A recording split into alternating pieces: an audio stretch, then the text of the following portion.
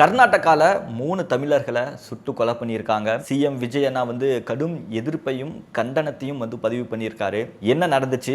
இன்னைக்கு அசெம்பிளிலையும் இதை பற்றி தான் ஒரு கவன ஈர்ப்பு தீர்மானமாக கொண்டு வந்து பெரிய ஒரு விவாதம் நடந்திருக்கு. இந்த பிரச்சனை நம்ம தமிழ்நாட்டு அசெம்பிளியில் மட்டும் இல்லாமல் கர்நாடகாவோட அசெம்பிளிலையும் பெருசாக பேசப்பட்டிருக்கு.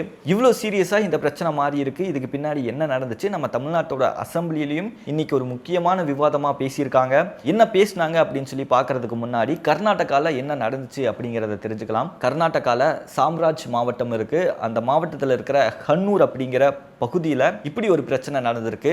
அந்த ஹன்னூர் அப்படிங்கிறது கர்நாடகா தமிழ்நாடு அந்த பார்டரில் இருக்கக்கூடிய ஒரு ஊர் தான் அந்த ஹன்னூர். அந்த பகுதியில் தான் காவேரி வனவிலங்கு சரணாலயம் இருக்கு.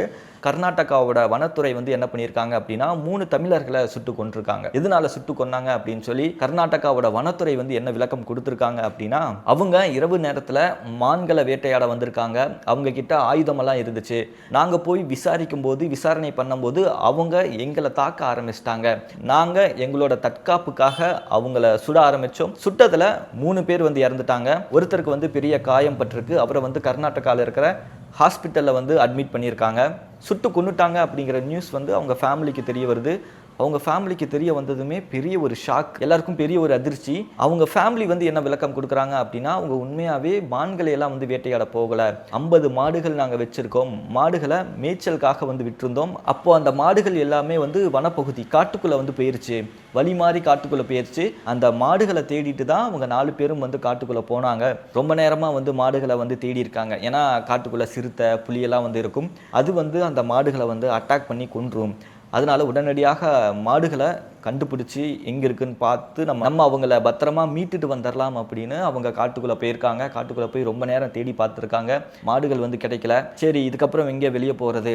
திடீர்னு ஏதாவது ஆயிடுச்சுன்னா என்ன பண்ணுறது? அதனால நம்ம காட்டுக்குள்ளேயே இருப்போம். நம்ம காட்டுக்குள்ளேயே இருந்து மாடை கண்டுபிடிச்சி அதை கூட்டிகிட்டு வந்துடலாம் அப்படின்னு சொல்லி ஒரு பிளான் பண்ணி அவங்க காட்டுக்குள்ளேயே தங்கியிருக்காங்க.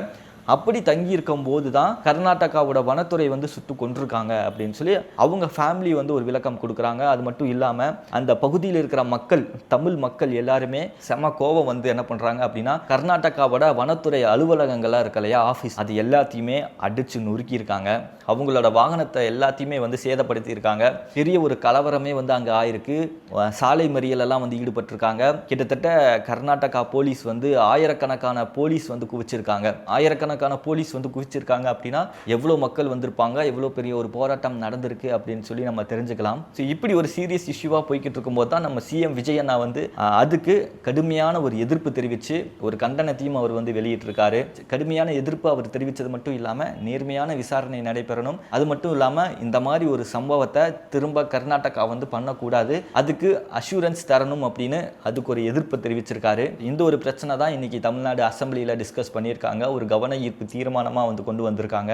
அதில் ஏடிஎம்கேவோட எடப்பாடி பழனிசாமி அவர்கள் பேசும்போது இதுக்கு பின்னாடி வேற ஏதோ ஒரு மர்மம் இருக்குது, கண்டிப்பாக இதுக்கு சிபிஐ விசாரணை வேண்டும் அப்படின்னு அவர் ஒரு கோரிக்கை வைக்கிறாரு. அதுக்கு எல்லாருமே அக்செப்ட் பண்ணியிருக்காங்க. டிஎம்கேவாக இருக்கட்டும், மற்ற கட்சிகள் எல்லாருமே சிபிஐ விசாரணை இதுக்கு வேண்டும் அப்படின்னு அவங்க எல்லாருமே அந்த தீர்மானத்துக்கு அக்செப்ட் பண்ணியிருக்காங்க. அது மட்டும் இல்லாமல் கர்நாடகா ஒரு குடும்பத்துக்கு 5 லட்ச ரூபா கொடுத்துருக்காங்க. அந்த 5 லட்ச ரூபா பத்தாது, நீங்கள் இன்னும் அழுத்தம் கொடுக்கணும், அழுத்தம் கொடுத்து அவங்களுக்கு போதுமான நிதியுதவி வாங்கி தரணும் அப்படின்னு ஒரு கோரிக்கை வச்சிருக்காங்க. அது மட்டும் இல்லாமல் நம்ம தமிழ்நாடு அரசு ஒரு குடும்பத்துக்கு 10 லட்சம் ரூபா நிதியுதவியாக கொடுக்கப்படும்னு அறிவிச்சிருக்காங்க.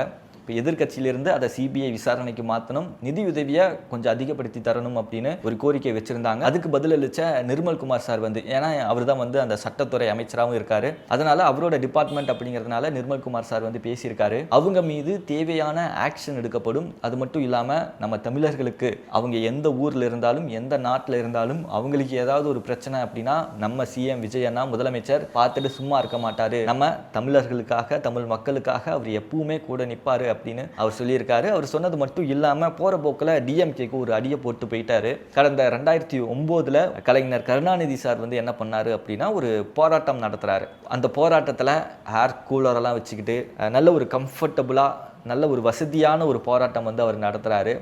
அதை வந்து சொல்லி காட்டுறாரு நிர்மல்குமார் சார். ஒரு ஃபார்மாலிட்டிக்காக ஒரு போராட்டம் நடத்துனீங்க இல்லையா, ஒரு போராட்டம் அப்படிங்கிற பேரில் ஒரு நாடகம், அந்த மாதிரியெல்லாம் வந்து நாங்கள் பண்ண மாட்டோம். உண்மையாகவே தமிழர்களோட பிரச்சனைக்காக நின்று அவங்களுக்கான தீர்வை நாங்கள் வாங்கி தருவோம் அப்படின்னு போகிற போக்கில் ஒரு அடியை போட்டுட்டு போயிடுறாரு. உடனே நாங்கள் என்ன பேசிக்கிட்டு இருக்கோம், நீங்கள் என்ன பேசுகிறீங்க, இப்போ எதுக்கு சம்மந்தமே இல்லாமல் டிஎம்கேவை இழுத்துட்டு வரீங்க இதுக்குள்ளே அப்படின்னு சொல்லி ஒரு பெரிய ஒரு சலசலப்பு வந்து இன்னைக்கு அசம்பிளியில் நடந்துச்சு. இது தொடர்பாக கர்நாடகாவோட சிஎம் கிட்ட வந்து கேட்டிருக்காங்க. அங்கே இருக்கிற ப்ரெஸ் பீப்புள் எல்லாம் வந்து கேட்டிருக்காங்க. இந்த மாதிரி தமிழர்கள் வந்து 3 பேரை வந்து வனத்துறை வந்து சுட்டு கொண்டிருக்காங்க, இதை பற்றி நீங்கள் என்ன நினைக்கிறீங்க, நம்ம தமிழ்நாட்டில் கடுமையான எதிர்ப்புகள் எல்லாம் வந்திருக்கு. அவர் சொன்ன பதில் இன்னும் நிறைய பேரை வந்து ட்ரிகர் பண்ணியிருக்கு. என்ன பதில் சொன்னார் அப்படின்னா, இது எங்கள் மாநிலம் கர்நாடகாவில் இருக்கக்கூடிய பிரச்சனை, அந்த பிரச்சனையை எப்படி ஹேண்டில் பண்ணணும், அதுக்கான தீர்வு என்ன அப்படிங்கிறதெல்லாம் நாங்கள் பார்த்துக்குறோம், நீங்கள் உங்கள் வேலையை பாருங்கள். உங்கள் மாநிலத்தில் ஏதாவது ஒரு பிரச்சனை அப்படின்னா நாங்கள் ஏதாவது தலையிடுறோமா, இல்லை அந்த மாதிரி எங்கள் மாநிலத்தில் நடக்கிற பிரச்சனையை நாங்கள் பார்த்துக்குறோம், நீங்கள் அமைதியாக உங்களோட வேலையை பாருங்கள் அப்படின்னு அவர் ஒரு ரிப்ளை கொடுத்தது தான் இன்னைக்கு நிறைய பேரை வந்து ட்ரிகர் பண்ணியிருக்கு. ஸோ இது தொடர்பாக கர்நாடகாவோட அசம்பிளிலையும் பெரிய ஒரு விவாதம் நடந்திருக்கு. எதிர்கட்சியில் இருக்காங்க இல்லையா பிஜேபி, அவங்க வந்து கடுமையான விமர்சனத்தை கர்நாடகாவோட அரசு மேலே வச்சிருக்காங்க. இது மட்டும் இல்லாமல் நம்ம சிஎம் விஜயண்ணா வந்து கடும் கண்டனத்தை தெரிவிச்சிருக்காரு இல்லையா, அதெல்லாம் வந்து அட்ரஸ் பண்ணியிருக்காங்க. அங்கே இதுக்கு என்ன நீங்கள் சொல்ல போறீங்க அப்படின்னு சொல்லி கேட்டதுக்கு கர்நாடகாவோட வனத்துறை அமைச்சர் வந்து என்ன பதில் கொடுத்திருக்காரு அப்படின்னா, இதுக்கான தெளிவான விசாரணை வந்து நடந்துகிட்டு இருக்கு. வனத்துறை ஒரு காரணம் சொல்றாங்க, அவங்க ஃபேமிலி வந்து வேற ஒரு காரணம் சொல்றாங்க, இதுல எது உண்மை அப்படின்னு சொல்லி விசாரணையோட முடிவுல தான் வந்து தெரிய வரும். அதனால விசாரணை முடிகிற வரைக்குமே வந்து ஆதாரம் இல்லாம வந்து பேசக்கூடாது. நாங்க இன்னும் ப்ராப்பரான அந்த அறிக்கையை வந்து வெளியிடல. அதுக்கு முன்னாடி தமிழ்நாட்டோட சிஎம் விஜய் அவர்கள் வந்து எப்படி கண்டனம் தெரிவிப்பாரு, அவருக்கு என்ன கனவுலையா வந்துச்சு, அவர் ஒரு குற்றச்சாட்டை வைக்க உடனே எதிர்கட்சியில் இருக்கவங்க எல்லாம் வந்து அப்போ சிஎம் விஜய்க்கு வந்து சிஎம்மா இருக்கிற தகுதி இல்லையா, அதை வந்து நீங்க விமர்சனம் பண்றீங்களா அப்படின்னு சொல்லிட்டு அவங்க வந்து திரும்ப பதில் கேள்வி எழுப்பியிருக்காங்க. அதுக்கு உடனே கர்நாடகாவோட வனத்துறை அமைச்சர் இருந்துக்கிட்டு ஐயோ நான் அந்த மீனிங்கில் சொல்லலை அப்படின்னு அவர் வந்து ஒரு பதில் சொல்லியிருக்காரு. ஸோ இப்படி ஒரு பிரச்சனை, இப்படி ஒரு விவாதம் தான் இன்னைக்கு கர்நாடகாலையும் சரி தமிழ்நாட்டிலையும் சரி அந்த தமிழர்களை சுட்டு கொன்ற விவாதம் தான் இன்னைக்கு முக்கியமான ஒரு பிரச்சனையாக நடந்திருக்கு. இதோட முடிவு யார் மீது தவறு அப்படிங்கிறது போலீஸோட அந்த ப்ராப்பரான இன்வெஸ்டிகேஷன் எல்லாம் முடிஞ்சதுக்கு அப்புறம் தான் தெரிய வரும். ஸோ இது ஒரு பக்கம் நடக்க, அதுக்கப்புறம் ஏவாவேலு இருக்கார் இல்லையா, ஏவாவேலு எழுந்து என்ன பண்ணுறாரு அப்படின்னா, இந்த அசம்பிளியில் இருக்கிற சேரு டேபிள் மைக்கு இதெல்லாமே வந்து நான் பொதுப்பணித்துறை அமைச்சராக இருக்கப்போ ஒவ்வொரு விஷயமும் பார்த்து பண்ண அப்படின்னு அவரோட பெருமையாக பேசுகிறாரு. பெருமையாக பேசினது மட்டும் இல்லாமல் டிஎம்கேவோட பீரியடில் நாங்கள் நிறைய நல்ல விஷயங்கள் எல்லாம் கொண்டு வந்தோம், அது எல்லாத்துக்குமே நீங்கள் பெயர் மாற்றம் பண்ணிட்டீங்க அப்படின்னு ஒரு குற்றச்சாட்டையும் வைக்கிறாரு. சும்மாவாக இருப்பாங்க நம்ம ஆட்கள். உடனே ராஜ்மோகன் அண்ணா எழுந்து இது எல்லாமே நீங்கள் வாங்கி கொடுத்தது தான் சார், நாங்கள் அக்செப்ட் பண்ணிக்கிறோம், இது எல்லாமே ஆனால் உங்களோட சொந்த காசில் நீங்கள் வாங்கி தரலையே, மக்களோட வரிப்பணத்தில் தானே வாங்கி கொடுத்துருக்கீங்க அப்படின்னு அவர் ஒரு பதிலடி கொடுக்க, அது மட்டும் இல்லாமல் நாங்கள் பெயர் மாற்றம் பண்ணோமா, நீங்கள் எவ்வளோ பெயர் மாற்றம் பண்ணியிருக்கீங்க அப்படின்னு நான் சொல்லவா அப்படின்னு டிஎம்கே வந்து என்னென்ன பெயர் மாற்றம் பண்ணாங்க அப்படின்னு பெரிய ஒரு லிஸ்ட்டு போட்டு அவர் சொல்லியிருக்காரு. அம்மா பசுமை வீடு திட்டம் வந்து கலைஞர் கனவு இல்ல திட்டமா மாறி இருக்கு. அம்மா மடிக்கணினி திட்டம் வந்து உலகம் உங்கள் கையில் திட்டமாக மாறி இருக்கு. அம்மா மருந்தக திட்டம் வந்து முதல்வர் மருந்தக திட்டமாக மாறி இருக்கு. அம்மா ஆரோக்கிய திட்டம் வந்து நலம் காக்கும் ஸ்டாலின் திட்டமாக மாறி இருக்கு. தாலிக்கு தங்கம் திட்டம் வந்து புதுமை பெண் திட்டம். அம்மா மினி கிளினிக் திட்டம் வந்து முதல்வர் மினி கிளினிக் திட்டமாக மாறி இருக்கு அப்படின்னு இவ்வளோ விஷயத்த நீங்கள் பெயர் மாற்றம் பண்ணியிருக்கீங்க அப்படின்னு அவர் ஒரு குற்றச்சாட்டை வச்சு ஒரு தரமான ஒரு பதிலடி கொடுத்தாரு. அதுக்கப்புறம் மினிஸ்டர் பிரபு அவர்கள் வந்து பேசுகிறாரு. அவர் என்ன சொல்கிறாரு அப்படின்னா, விவசாயிகளுக்கு இலவசமாக வந்து வண்டல் மண் வந்து கொடுத்துட்ருக்காங்க. அந்த திட்டம் மூலமாக 1,40,000 விவசாயிகள் வந்து பயனடைஞ்சிருக்காங்க அப்படின்னு ஒரு விஷயத்த சொல்கிறாரு. அது மட்டும் இல்லாமல் விவசாயிங்க அப்படின்னு சொல்லி நிறையா பேர் வந்து இந்த வண்டல் மண்ணை திருடுறாங்க, அந்த வண்டல் மண் திருடுற மாஃபியாவை இதுக்கப்புறம் நாங்கள் விட்டு வைக்க போகிறது இல்லை அப்படின்னு ஒரு வார்னிங் கொடுக்குறாரு.